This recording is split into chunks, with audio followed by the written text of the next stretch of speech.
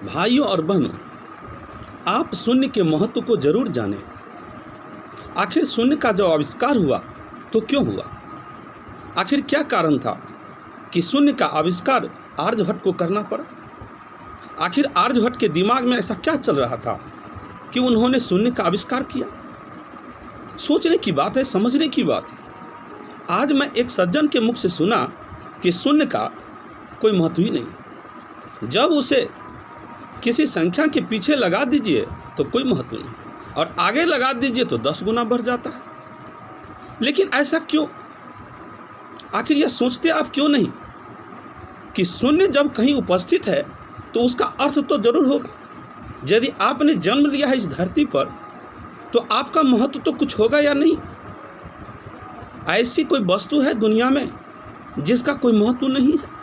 बिना जाने, बिना समझे, बिना सोचे आप किसी चीज़ को महत्वहीन बता दीजिए, ऐसा तो संभव ही नहीं होगा। आखिर मैथमेटिक्स जानने वाले लोग तो शून्य का महत्व जरूर समझते होंगे। मैं प्रधानमंत्री और राष्ट्रपति से यह बात कहना चाहूँगा कि बड़े बड़े विद्वानों को यह टास्क सौंपे कि आखिर शून्य क्या है, उसका क्या महत्व है।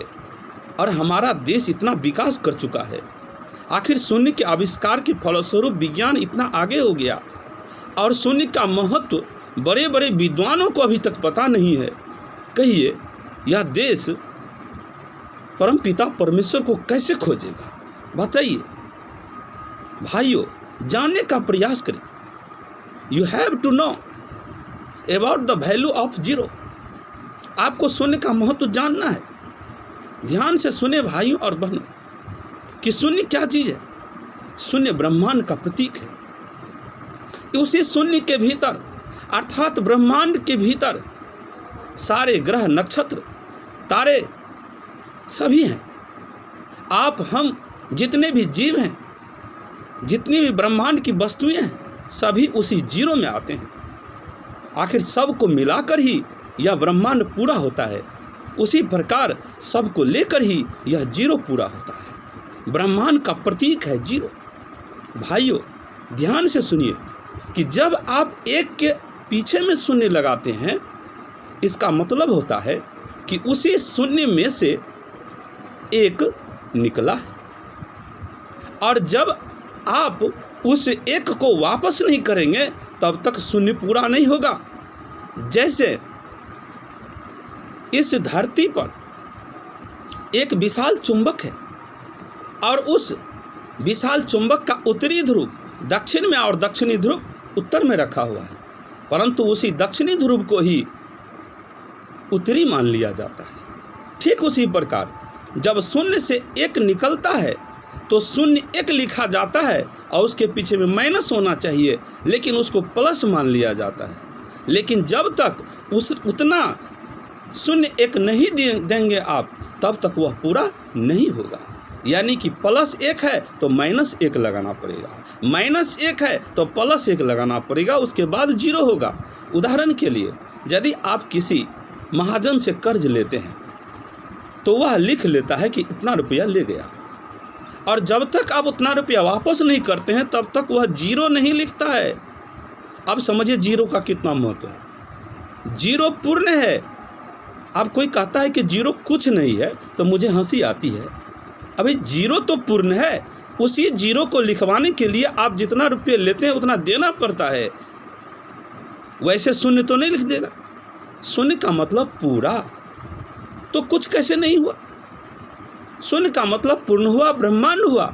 और वही शून्य जब आगे में आ जाता है तो यह बताता है कि हमसे तुम 10 गुना ले रहे हो। यानी कि 1 पर यदि 0 हो गया तो इसका मतलब हुआ कि शून्य से आप 10 गुना निकाले हैं।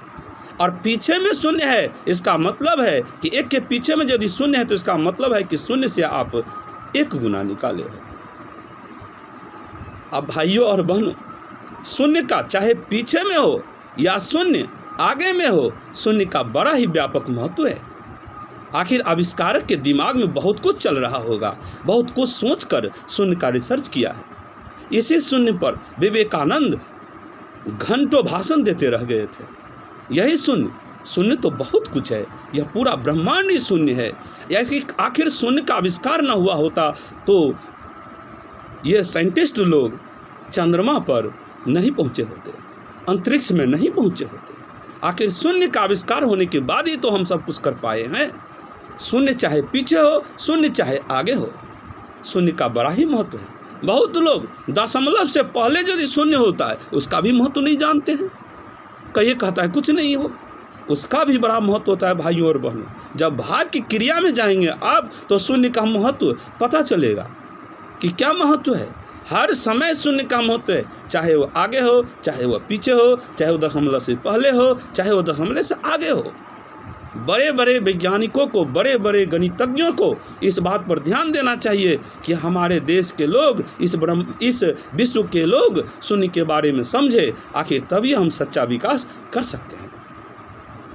जय श्री राम।